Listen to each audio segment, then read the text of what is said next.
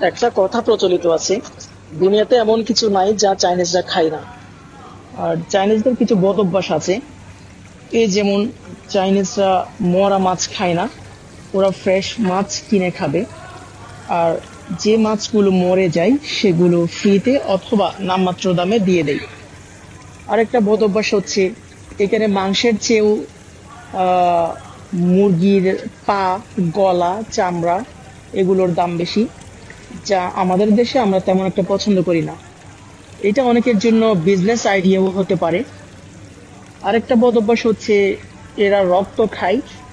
যেমন চিকেন, গরুর রক্ত আমরা তো খাই না, ওরা সেই রক্তগুলো খুবই যত্ন করে রেখে দেয়, পরবর্তীতে সেটা তরকারির সাথে মিক্স করে খায়।